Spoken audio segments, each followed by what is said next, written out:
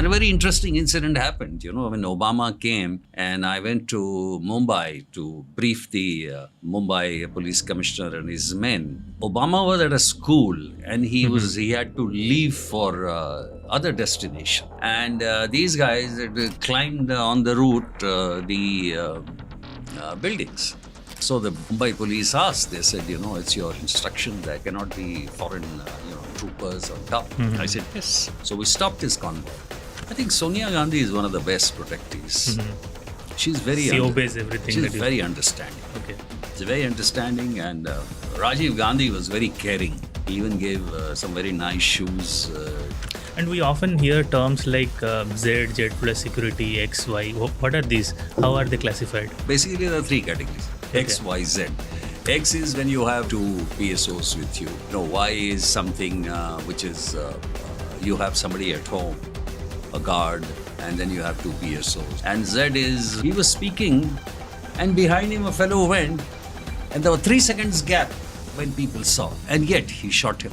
92 cities out of 100, the hottest, are in this country. If, for example, you go in a state and you realize that there is a sleeper cell or there is something very important which is likely to happen, the country's best brains are wasting their time. And so I said, sir, I had gone to that area. It's some petrol pump, I think, in Beresia, rural area. And I had seen the case. There were 11 accused. And I checked, I verified everything, alibi, their presence, everything, evidence. And I realized there were only 6. He said, no, I think there should be 9. I said, I'm sorry, sir, I can't do it. So I think he said, do you know that I'm the revenue minister? मैं आपका transfer नहीं करा सकता. That moment, adrenaline rush or something, I said, करा दीजिए, यहाँ तो पूरे भोपाल में एक Chinese restaurant. What do you think are the biggest threats to India's internal security these days?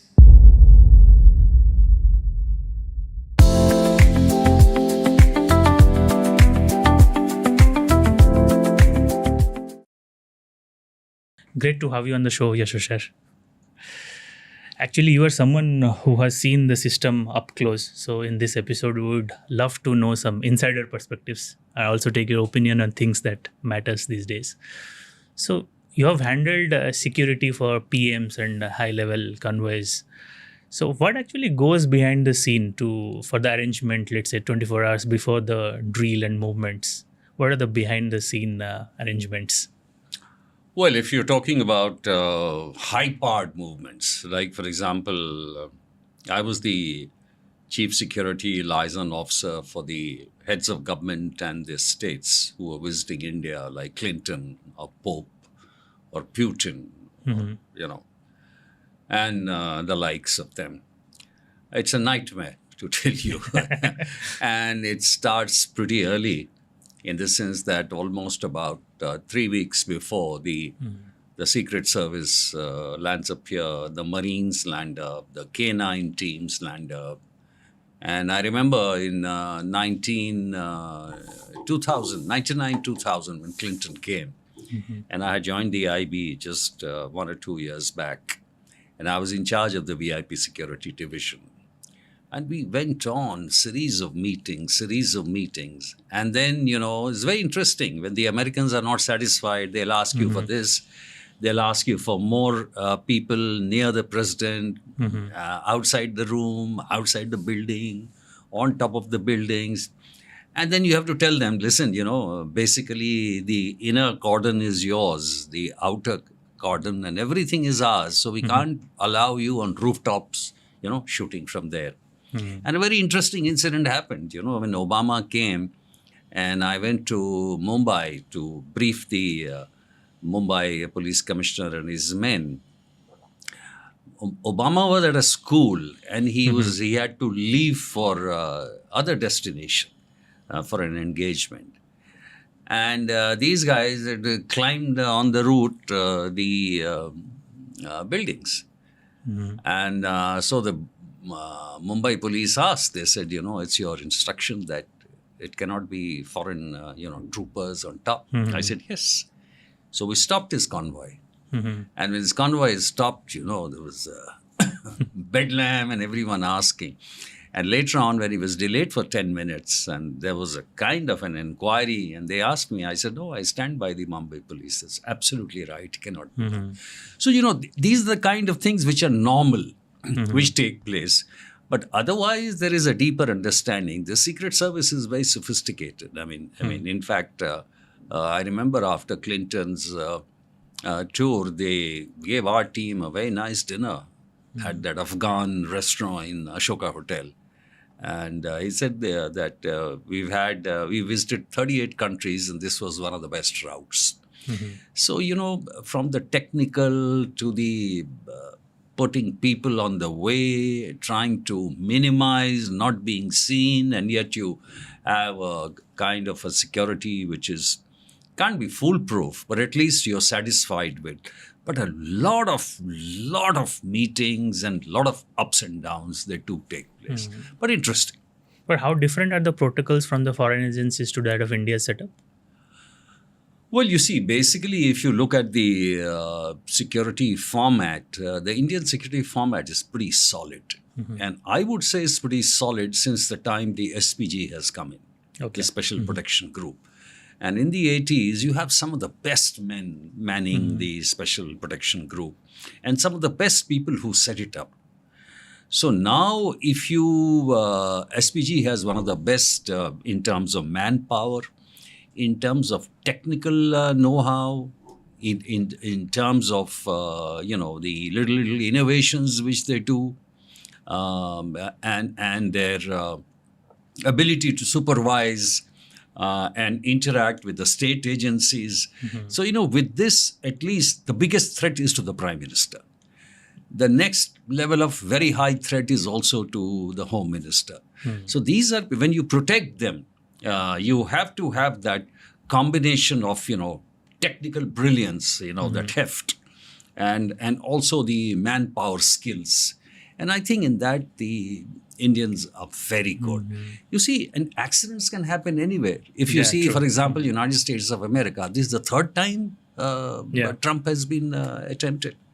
And it's lucky. And some of these things happen which you don't even expect from an ordinary man to forget. Salman Rushdie, he is addressing something near New York on freedom of expression. And here is a man who rushes through the security cordon. There is no one even where he's speaking, and he goes and stabs him. They're very simple. Look at the Japanese ex-prime minister. He was speaking, and behind him a fellow went, and there were 3 seconds gap when people saw, and yet he shot him. So these mistakes happen abroad everywhere. Thank God in India, we are that way safe. And that's why I would say that we have one of the best protection at the highest level. So as a security professional, when you observe someone like Putin, who is very security conscious and protected the federal protection services, what are the key differences there? You see, in the case of Putin and democracy, there's a difference. In Russia, for example, in China, for example, they can do anything. They can close the road, they can close the space, they can do everything. But at least in India or in America, you are a little sensitive to people's, criticism and inconvenience. I mean, I know sometimes a PM has to travel through, but he doesn't like disturbing the people, and I'm sure. And that's why I had suggested during my time that in metros and other places, the movements by the VVIPs should buy choppers, so that people are not inconvenienced. And I think it is time in India that people should raise these issues, whether in Bangalore, Hyderabad, Bombay. Recently, Mumbai, there was this issue with this lady. Yes, absolutely. And they blocked and that was not even that was just an ordinary, routine tamasha, what you call a sloganeering basically. Yes. You can call it a march past, but basically it was done for slogans. So if for as little you can stop a road, then for a prime minister you can block everything. So, there's a lot of difference between the Putin, and mind you, when the Putin's team come here, there is again a lot of tussle. They push around, we push around. So And finally, both finally, the agencies, they collaborate. a mean is found. But is it after the assassination of, let's say, Indira Gandhi and Rajiv Gandhi, it You're started right. from protocol to intelligence led? You're right. You're right. Indira Gandhi's death was something unforgivable. I mean, this shouldn't have happened. Just shouldn't have happened. I understand the IB and the security forces had advised Mrs. Gandhi also that, we may change the personal guard. But she did not.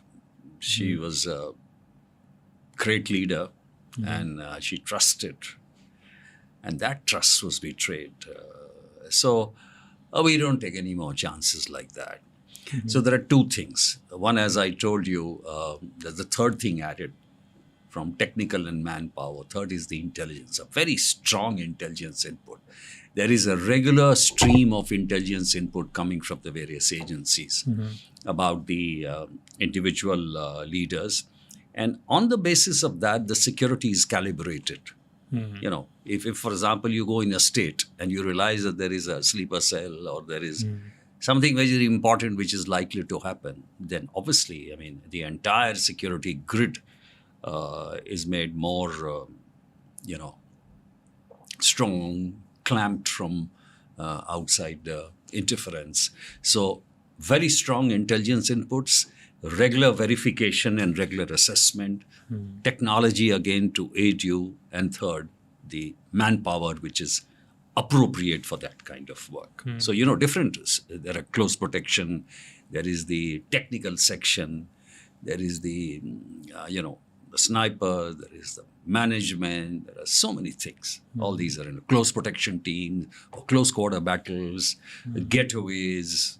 So, And these days also a young guy, 20, 22 years old, can track anyone's movement through Insta stories, other social media lives. Absolutely. Must be very difficult. Very difficult.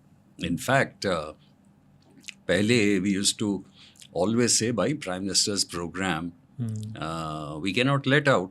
So people used to laugh at us.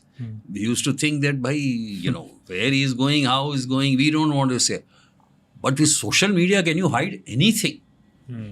They even find out route में अच्छा कहाँ जाएंगे वहाँ उनको हाथ हिलाना है या flower देना है. So it's known to everyone. So it's a very, very tough job, and sometimes people should appreciate. More on instincts?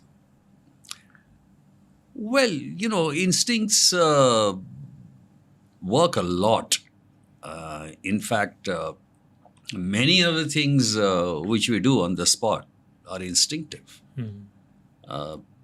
Suddenly we feel, a route should be changed.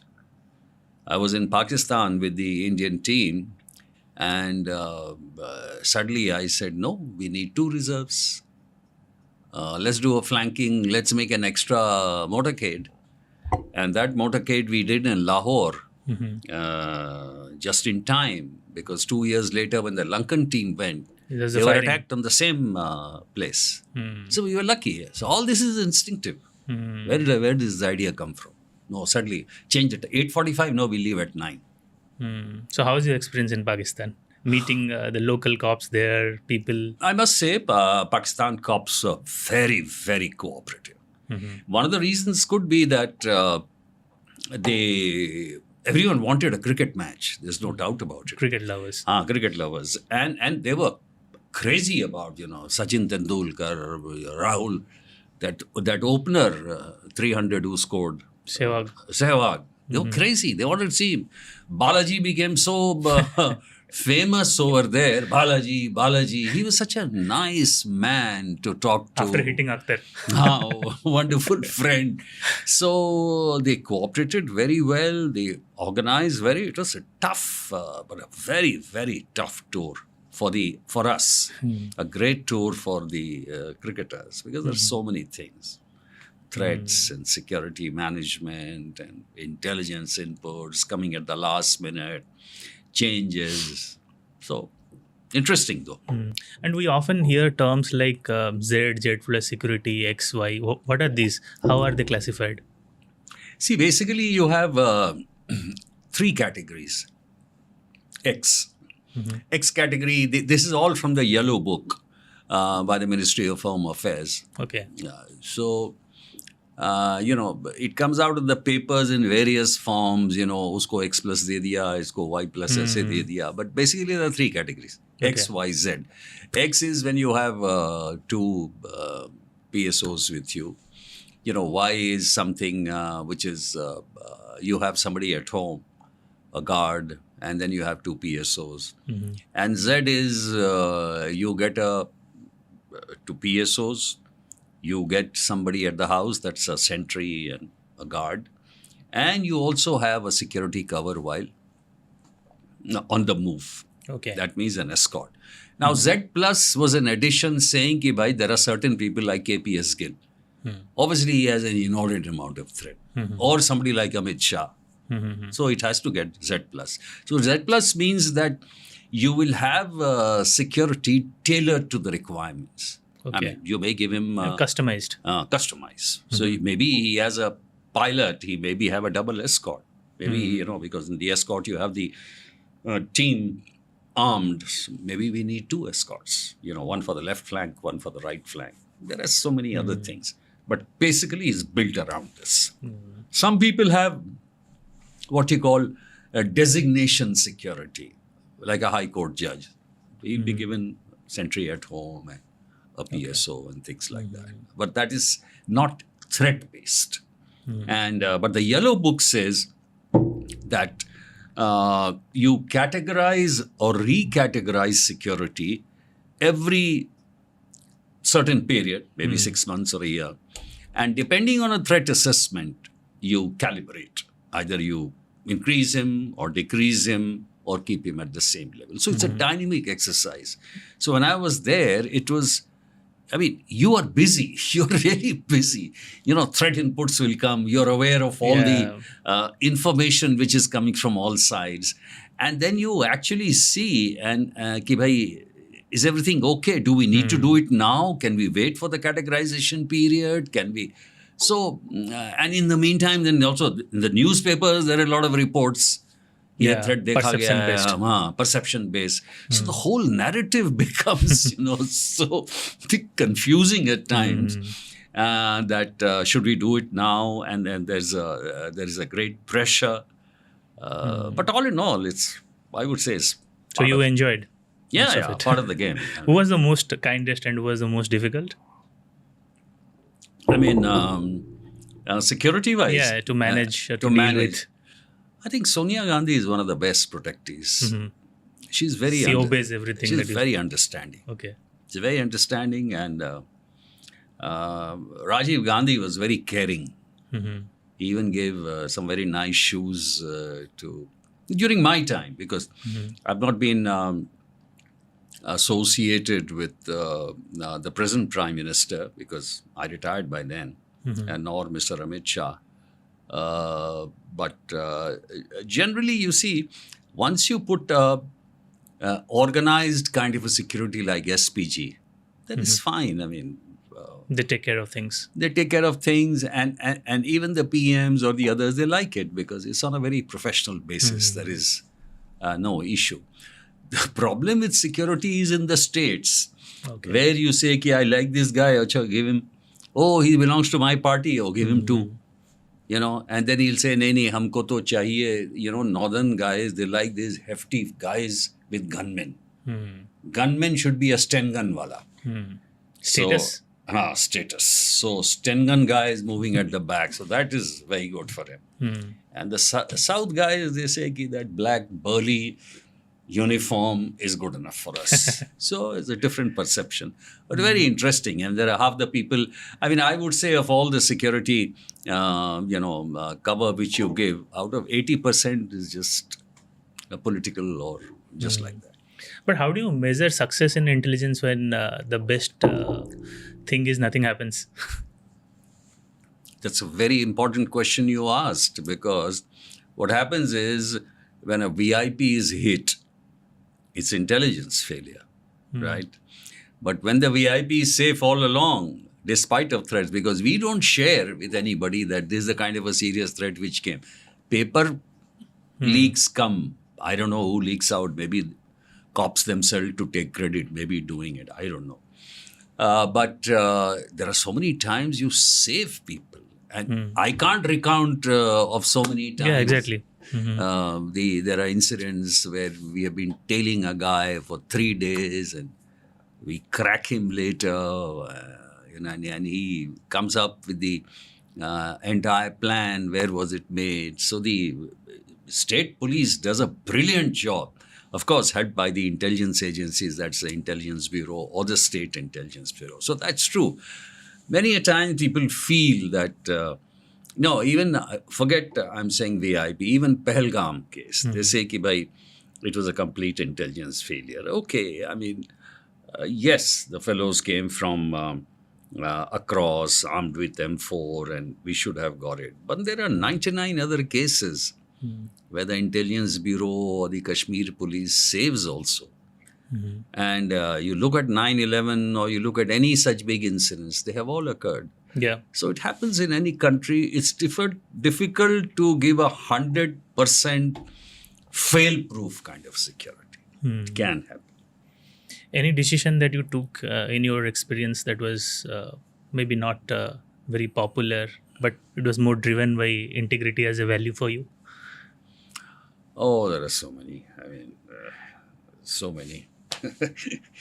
I mean, that was in the police earlier, and there are a lot of instances come when you play according to the rule, you play according to the book, you are responsible to the Constitution. Obviously, the politicians won't like it. I mean, I remember I was a DIG. There was a case of Hiran deer hunting. And my sub-inspector rang me up late at night that this car was going and we smashed through the barrier because I wanted to check there was blood trickling out.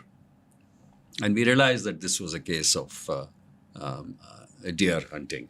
And just a little ahead, they had thrown the deer out also. And I remember we had checked up the entire, and he said it was a Contessa. I remember Contessa car, 96 ki baat hai, 94. And then at night, we checked how many Contessas are there and we checked around. And later realized that it was in Akbar Hotel, which was in the garage, I think. And I was told that he's the vice president of the Congress. Yeah, there. And he was a very rich guy from Sagar, where I had been SP earlier. He was what you call Tendu Patta businessman. So there was a lot of pressure. I got a lot of calls, governor and everyone, things. But we went ahead and caught his son or somebody, blood-stained I-card. And I remember it was very funny that this man from the FSL rang me up because the blood samples were sent there. And he rang me up and he said, sir, that I was offered some $10,000 or something to change the report. And 1,000 was a huge money at that then, particular point of time. So I said, why are you telling me? He said, no, sir, I realized that you have stood a lot to continue with this investigation. That's why I thought you deserve to know this. So there are quite a few instances like this. But I must say, I also admire the political dispensation there, whether Congress or BJP. And in those times, there were many of these indiscretions by me in which they did not change me. Even when the BJP was there, Saklecha, he was the chief minister. In 79, I was just an additional SP, 24 years old or something. And I had a clash with the revenue minister, who was a very good man, Lakshmi Narayan Sharma, Minister for Revenue. And he said in a particular murder case that, I think you arrested 6, I think 9 should be arrested. And so I said, sir, I had gone to that area. It's some petrol pump, I think, in Barasia, rural area. And I had seen the case. There were 11 accused. And I checked, I verified everything, alibi, their presence, everything, evidence. And I realized there were only 6. He said, no, I think there should be 9. I said, I'm sorry, sir, I can't do it. So I think he said, do you know that I'm the revenue minister? मैं आपका transfer भी करा सकता हूँ. And, in that moment of adrenal rush or something, I said, करा दीजिए, यहाँ तो पूरे भोपाल में एक चाइनीज रेस्टोरेंट भी नहीं है ठीक ठाक. That just came out. I should have never said it. And I said, I'm sorry. But by that time, he had put the phone and we were called. What are the consequences? So I was hauled up before the chief minister, my collector, Vijay Singh, who later became defense secretary, and he's of Tata Sons, and Mr. S.C. Tripathi, both titans in their games. And they were before the CM house at 9 o'clock. We were there. So he called them first. He chatted with them. And then they were coming out. So I looked at them like a puppy. And I said, what will happen? He says, you are gone. So with my hand shaking in trepidation, I entered the chief minister's chamber. How I should have hired digital SPV called me. I'm the, no one in the ranks at all. And then he asked me a few questions. Where do you do? What do you do? And etc. And then he says, why is he angry against you? Mm-hmm. I said, this was the main reason. And then I told him, I said, I'm sorry. I said, I'm really sorry. I want to apologize. I can apologize to him in front of him. That was a genuine mistake. One should never do it. So he told me, he said, I'm glad you are apologizing. Do you know that I brought you here on the posting? Because DG told me. So I said, thank you, sir, and all that. So, and then later, he didn't transfer me. And I was so grateful to him. Then I apologized to Lakshmana Sharma ji, who became a great friend of mine later. So when he was out of power, he used to come when I was SP Sihor and have lunch with me. And till his death, I had excellent relations with him. So these are, things which happen. There are a lot of indiscretions. But the sagaciousness and the generosity of the big leaders, one can never forget. What do you think are the biggest threats to India's internal security these days? I think the biggest threat to internal security is the social divisiveness.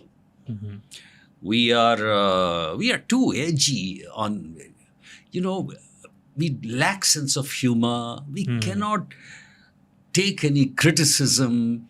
Triggered by petty things, you mean? Petty things. If I write, I'll tell you, if I write on a social media my view about something, immediately they take it in a binary. Oh, he's against BJP. Oh, he's pro-Congress. Anytime I write anything about Bengal, they will say, your brother is TMC MP. So in a social media, then I said, okay, my one brother is TMC MP. My other brother is JDU MLC, who's aligned with BJP. And my father was in the Congress, chief minister.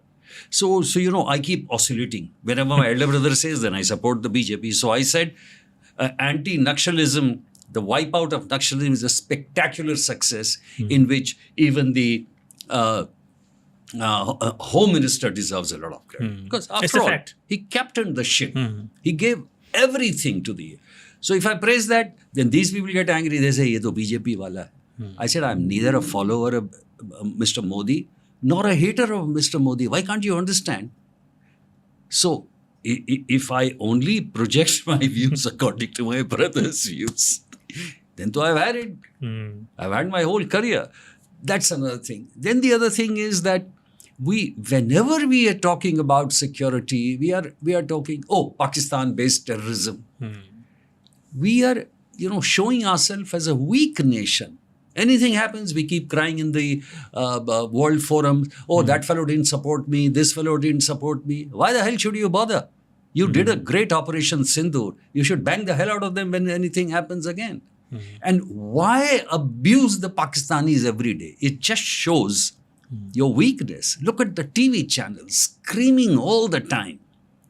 Pakistan, abusing them. There should be no cricket. There should be no dal bhat. There should be nothing. Arey, There are so many things you have to look at. Look at now. We are only talking about Iran war, Falana war, this war. What about India? Look at the kind of accidents which are taking place. 92 cities out of 100, the hottest, are in this country. What is happening to the oil prices if something happens, this continues? What will happen to the gas prices? What will happen to fertilizers? Isn't there so many things? What about semiconductors? Jobs. So, I think the biggest threat to internal security is from within. We are secure with Pakistan. We have a great security grid. We have outstanding officers also. But I do feel that we should give statehood to Kashmir. Let Omar Abdullah, the chief minister, head the security grid operations. That's the way to go about it. So you both take care of the polity and you also take care of the security. Kind of balancing. And, balancing. Similarly, on China, instead of making foolish statements that we take over POK and, with China we have done this, it should be represented by a very mature outlook. Yes, you need to have business with China. On the other hand, you have to build your strength across the border too. This is the way to go about it. And I think that should be how we should look at it in the future. Because mind you, this border problem with Pakistan will not be solved. Yeah, it will never be solved. Because we'll never accept the LOC as the IB. Right? So the fight will go on. They'll say we want Kashmir. We'll say we want POK. It'll go on. For next 40, 50 years, we have to only manage Kashmir. So if you're managing Kashmir, show maturity. And if you're managing China, same thing. Resilience, strength, and a quiet sense of diplomacy. Are there really agents from deep state and ISI very much ingrained into Indian cities as well as Indian ecosystem, trying to do things? Well, let me say that the terrorist organizations, whether it's the Hizbul Mujahideen, whether you have Jaish-e-Mohammed, whether you have Al-Qaeda, ISIS, their sympathizers and supporters will be. Why they would be is because today you don't need a preacher to come all the way, a Wahhabi preacher to come and, sort of exorcise the people to do jihad and all that. Today you have the internet. Today, technology has brought in the best and the worst. So the kind of internet radicalization which is going on is not funny. How did the Al-Falah university thing take place? Where two people are getting ammonium nitrate, processing in their labs, and the red car is coming in and going and collecting everything just outside. Nobody is talking about it. What kind of social media do you have? Only for airing rubbish? No constable got to know. No one got. That shows how much of disconnect there is in the society. And that's why I said it's more of abuse than any kind of Similarly, look at what the kind of thing which took place where the Delhi Police and Intelligence Bureau did a brilliant job. These people were putting CCTV in sensitive areas. And people were putting and nobody was knowing. Till a constable saw that, reported, and then a DIG did a great job in UP. So, what I'm saying is, if you look at it this way, then you realize that these cells will be there. It can be anywhere. So today is not the day that you have a trained, hardcore guy who will be there. Somebody in Kashmir, he can be a first-timer. Then you saw this lone wolf action which took place in Pune or somewhere just now.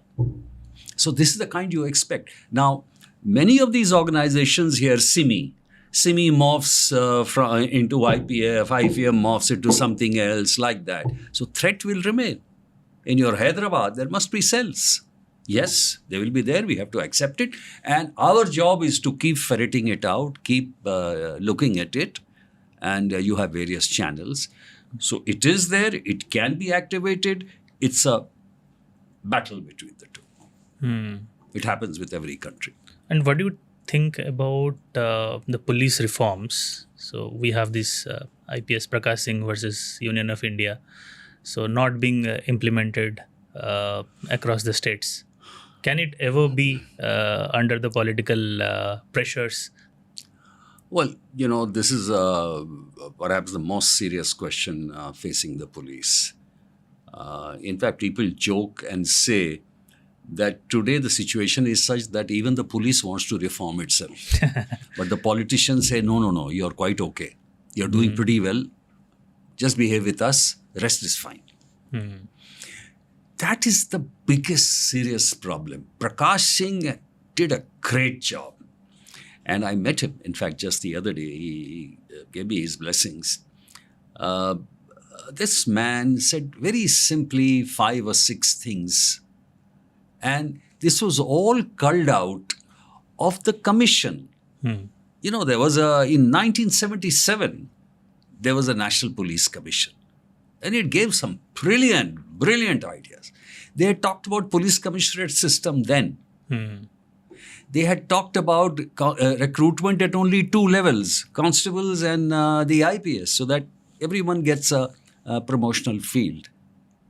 They had talked about so many else. They had talked about operational independence for the police. When you have the London Metropolitan Police, it doesn't have any kind of operational infringement either from the mayor or from the home.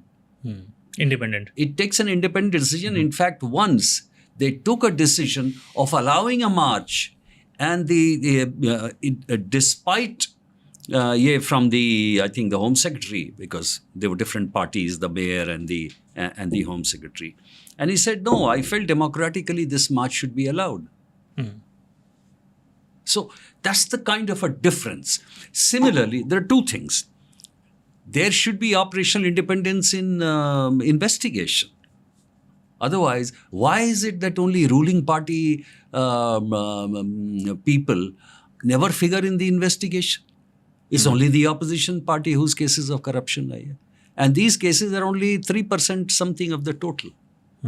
So why is it not being done? It's surely because they don't have the operational independence. So if the CBI chiefs are given a fixed tenure of say 5 years, and they cannot be removed without impeachment, just see the difference. You won't need Lokpal, you won't need so many organizations, and you won't need so much of fudging. Let's save them, joint secretary and above. You cannot do even inquiry, you cannot do this, you cannot do that, make laws. So basically, overall, I can say that the Indian system of fighting corruption is a little fuzzy.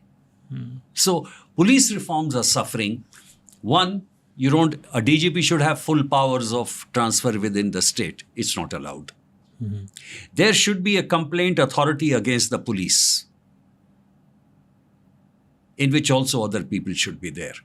It's not being allowed. Selection of the DGP, yes, I agree that the chief minister should have a hand. So that's fine. I won't push for it. But then having a inner board for the transfers and suggesting names to the DGP should be there. And I think there should be lesser role of the Home Secretary. It is just a secretariat for leading with files. Let a police officer head the Home Ministry India. So things are sharper because things have changed completely. Police reforms also mean that enabling the police to face the technology challenges of the future. Yeah, to upgrade themselves. Upgrade, crypto crimes, all this. And you still have that Home Ministry bundle carrying files, whose promotion, whose ACR. We don't need that now. Things have to change. That is the kind of reform we need. And how often or comfortably can a young IS or IPS officer say no to political pressure? Is it real? It's a good question you've asked, because I would concede that today it's tougher for a young IS and IPS officer to say no. During our times, we got away with it. I think we got away with it primarily because the leaders were also very large-hearted. even if they are against you, but they won't harm you personally. I mean, I had Digvijay Singh as CM, and we had excellent relations. And many a times he would not agree with me on some issues. But, I admire his generosity. I mean, he never sort of... There's a mutual respect. Mutually, he never sort of, threw me out in a bad way or put me in bad light. So there are a lot of good qualities. Saklecha, Kailash Joshi. There are so many CMs I saw. Each one was very, very good.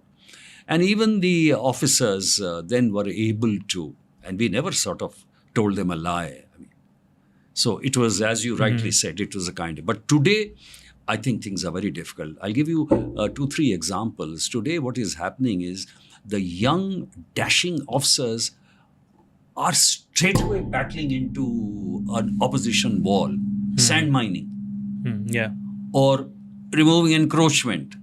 Any of such actions which sort of affect votes or the mafia linkages, immediately the state executive reacts. Executive reacts, that means the ministers or the MLAs. Second thing, every MP, MLA wants his own SP, own collector, own tahsildar, own thanedar, own sipaslar, chowkidar, kotwar, everyone. In a situation like this, there is bound to be clashes.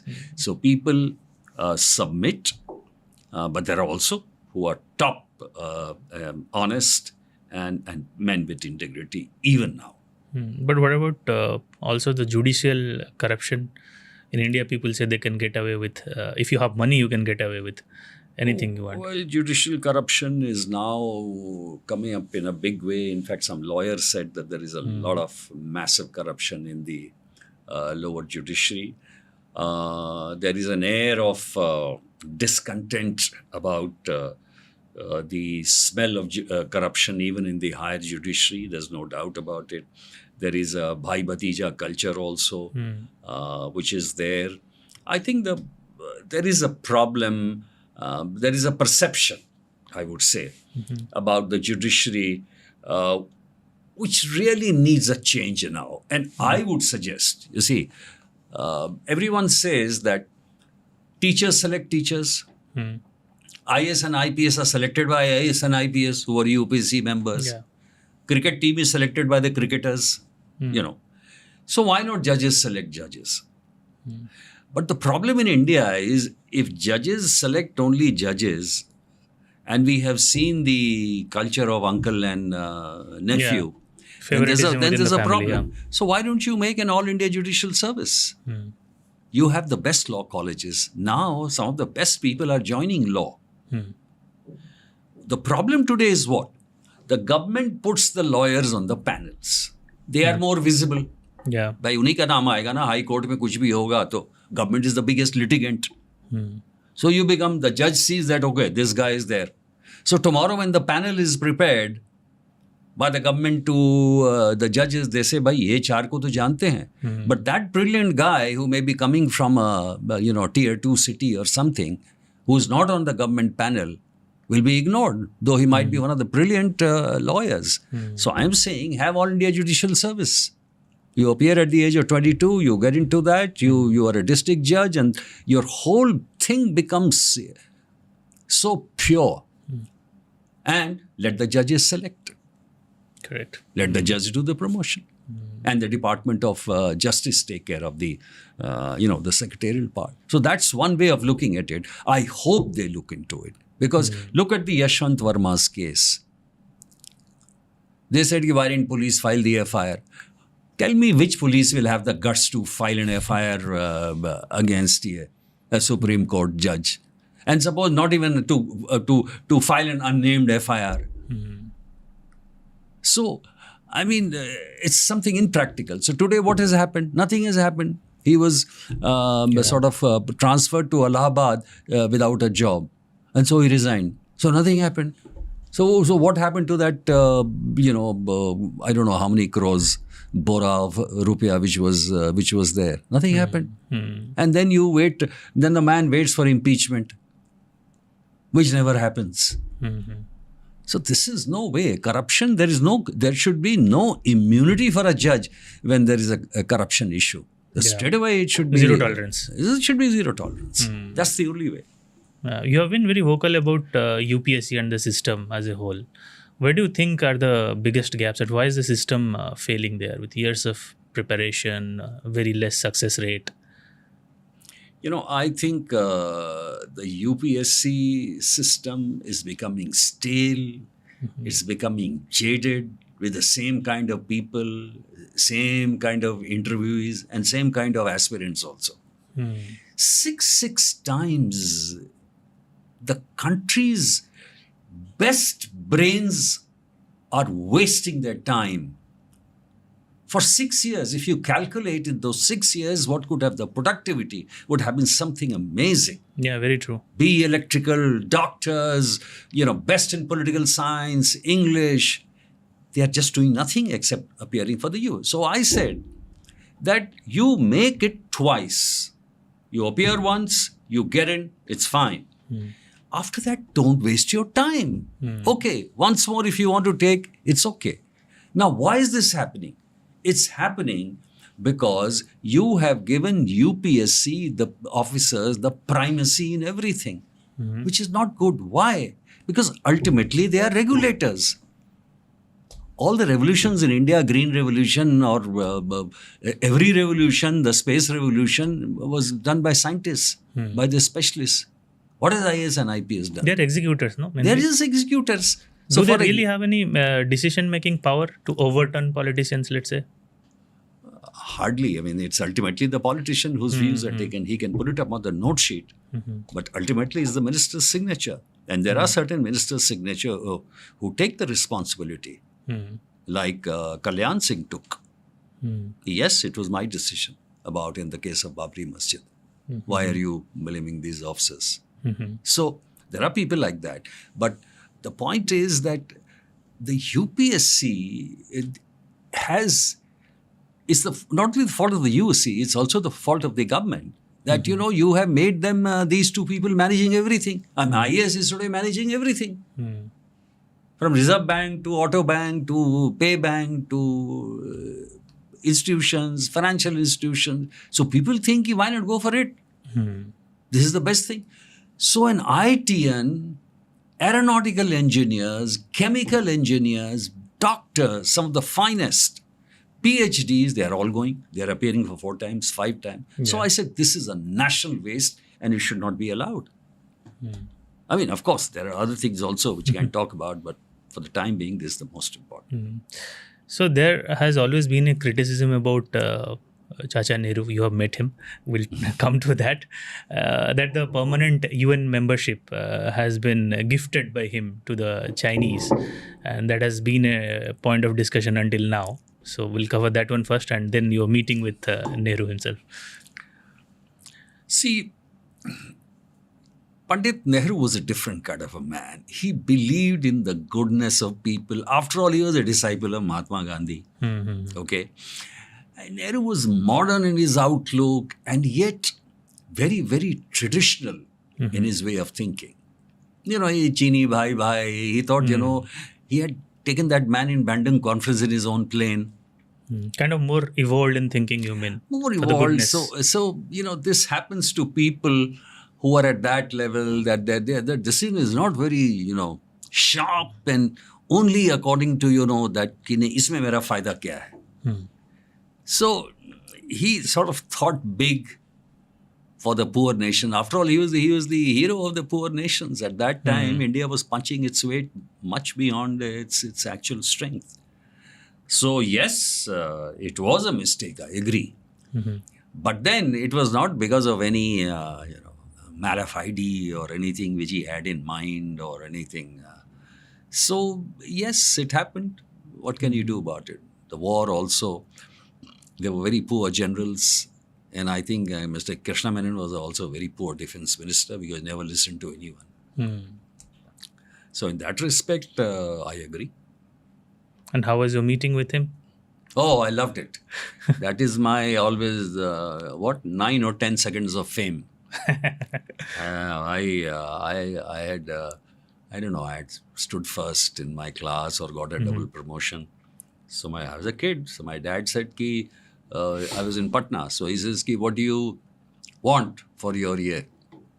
So those days, you know, the Shahrukh Khan and नहीं था. हमारे समय में थे, हाँ, Dilip Kumar and I loved Devanand, and the third was Dilip, Devanand and Raj Kapoor, right? But the hero was Chacha Nehru. Chacha Nehru. Can you imagine? So he says, I said, I want to meet Chacha Nehru. He was very happy. He said, okay. So you have holiday now. Chalo, Delhi. So I came to Delhi. Of course, he came in a plane. I came in a third class compartment. So anyway, we came and then he said, okay, I'll take you to the Central Hall. So we went to the Central Hall. Central Hall used to be very impressive. Do pankha used to chalo and like this. So he made me stand on the table only. He said, you stand here. This is the time Pandit Nehruji comes. I will go. So I was standing there for 5 minutes. Suddenly I saw my dad rushing towards that. And there was a lot of movement. And there you saw this great man. This is Achkan. And So Gulab used to be there all the time? Gulab used to be there. And then my dad said something to his ear and immediately he turned. He had these, movements which were very, very attractive. And then he walked like this, followed by, a few MPs and some a staff. So he came and then he says, you wanted to see me? I didn't even know good English then. I didn't know anything, in fact. Yes, yes, sir. So, yes, uncle. Whatever. So he says, why? Then I said, I came first in my class. So then he slapped me hard and he says, you like studies? I said, yeah. Cricket? I said, yes. Then he said, what about ice cream? I said, yes. So then he told one of the MPs or somebody, he says, get him Keventer ice cream. Okay. Slapped me hard on my cheeks and I said, see you. And he left. So I said, I am a great guy. So that was my 10 seconds of fame. I'll never forgotten it. Yeah, it's kind of memorable. Very memorable. Yeah. You are fascinated with cricket. So coming to cricket, T20 or Test cricket? Always Test cricket. And who's your favorite cricketer of all times? Very difficult to say. During my time, I was my hero was ML Jaisimha. It's put his Rumal here and Hyderabad. ML, an opener, dashing opener. I used to find him fascinating. And the world, of course, I have a lot of favorites. Andy Roberts. I'm fascinated by fast bowlers. Sten. Who's South African. Dale Sten. Dale Sten. Andy Roberts was there. This guy was there. A smooth runner. Brilliant, absolutely. Brian Lara. These were heroes. And in the Indian batters, of course, I think Virat Kohli. See, Sachin Tendulkar might be the best master world batsman. Technique, everything in all wise. I would say Kapil Dev, the best all-rounder, given the conditions and given the best all-rounder. A great guy, a great leader. The best opener, I would say, ever is Gavaskar, who played for a team which didn't have fast bowlers and yet without helmet and yet faced the fastest bowlers. But the greatest of all is Virat Kohli, because he made us win the maximum number of matches. Especially in Test. So Test cricket and Virat Kohli. Thank you so much, sir. It was an honor hosting you. And you have shared with so much clarity everything with your lived experience. Thank you so much. Thanks. All the best. Thank you.